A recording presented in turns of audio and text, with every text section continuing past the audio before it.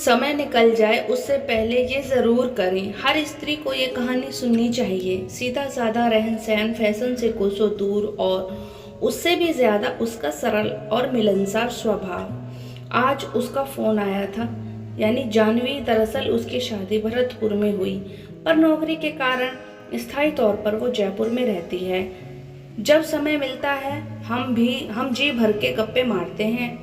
आज वो अपने पति, बच्चों के बारे में, सास ससुर सभी के बारे में ढेर सारी बातें कर रही थी। तभी मैंने पूछा, नौकरी करती है या नहीं? उस पर वो बोली, पहले नौकरी करती थी पर अब नहीं करती हूँ। मतलब समय ही नहीं मिलता यार। घर के काम, बच्चों का स्कूल, ट्यूशन, खाना बनाना, घर की साफ सफाई, सास ससुर का ध्यान रखना, उनकी दवाई पानी सब समय से और नियम से देना। ये सब करते करते खुद के लिए समय ही नहीं मिलता। पति देव ऑफिस जाते हैं तो मैं घर का सब कुछ देखती हूँ। ये सुनकर मैंने कहा, तो खाना बनाने के लिए किसी को रख ले, तुझे उतनी ही मदद हो जाएगी और थोड़ा समय भी मिल जाएगा। जानवी बोली, नहीं नहीं, घर के लोगों को यह पसंद नहीं आएगा। उन्हें मेरे हाथ का ही खाना खाना पसंद है। सास ससुर के लिए तो कम नमक तेल का खाना बनाना होता है और वो किसी और से नहीं हो पाएगा। मैं ठीक हूँ। और उसने फ़ोन रख दिया। मैं काफ़ी देर तक यही सोचने लगी और यही सोचे जा रही थी कि कितनी बिजी हो गई है ये, खुद को कितना बिजी कर लिया है इसने। अपने आप को ऐसे में कैसे अपने लिए कब और कहाँ कैसे समय निकालती होगी पता नहीं। उसके बाद काफ़ी दिन बीत गए। जॉब के कारण ना मुझे समय मिला और ना उसका फ़ोन आया। अचानक एक दिन उसका फ़ोन आया। मैंने फ़ोन उठाया तो उसकी जगह उसका पति बोल रहा था और उसने जो बताया उसे सुनकर मेरे पैरों तले ज़मीन खिसक गई थी। उसने बताया कि 4-5 दिन पहले ही उसकी मृत्यु हो गई है। ये सुनकर मैं निशब्द हो गई। ऐसा कैसे हो सकता है यार? कल तक जो मेरे साथ बात कर रही थी वो आज इस दुनिया में ही नहीं है। अगली सुबह मैं उसके घर गई और वहाँ जाने पर पता चला कि उसे ब्रेन ट्यूमर हो गया था।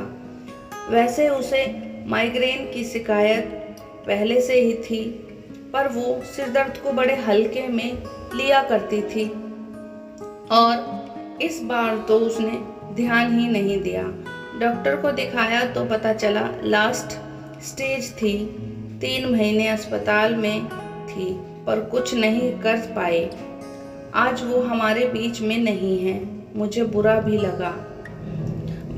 लग रहा था और पछतावा भी कि मैंने क्यों समय निकाल के उसे फ़ोन नहीं किया। 2 महीने बीत गए थे इस बात को। एक दिन मन में आया कि जानवी के पति को फ़ोन किया जाए, उनका हाल चाल जानने के लिए। इसलिए भी किया क्योंकि उनके सारे काम जानवी ही किया करती थी। बड़ी मुश्किल होती होगी उनके लिए जानवी के बिना रहना। मैंने उन्हें फ़ोन मिलाया और पूछा कि कैसे हो। उन्होंने जवाब दिया कि अभी वो क्रिकेट स्टेडियम में हैं। ये सुनकर मुझे बड़ी हैरानी हुई यार। मैंने पूछा, घर में सब कैसे हैं, कैसे मैनेज करते हो? तो उसने कहा, घर का काम के लिए एक मेड रखी है, बच्चों को संभालने के लिए फुल टाइम मेड रखी है और माँ बाप की देखभाल के लिए फुल टाइम नर्स रखी थी। सब अच्छे से मैनेज हो जाता है और उसे भी टाइम मिल जाता है। मैंने थोड़ी सी बात करके फ़ोन रख दिया। मुझे बड़ी हैरानी हुई। जिस जानवी ने अपना पूरा जीवन घर के काम और घर के सदस्यों के लिए बिता दिया, आज वो ना होने पर उसके पति ने हर काम के लिए मेड रख ली और उसका जीवन आराम से व्यतीत हो रहा है। फिर इसमें जानवी की क्या गलती थी? साथियों, ये कहानी बताने का एक ही उद्देश्य था कि घर की स्त्रियों ने अपने घर के प्रति सभी जिम्मेदारियां निभानी ही चाहिए, पर अपनी भी कीमत करना सीखो। खुद की भी उतनी ही केयर करो जितने आप दूसरों की करते हो।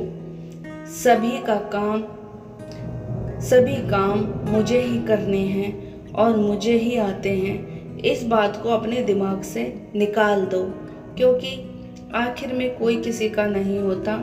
खुद के लिए समय निकालो दोस्तों, खुद को समय दो, क्योंकि गया हुआ समय लौटकर कभी वापस नहीं आता और बाद में हमारे हाथों में भी कुछ नहीं बचता।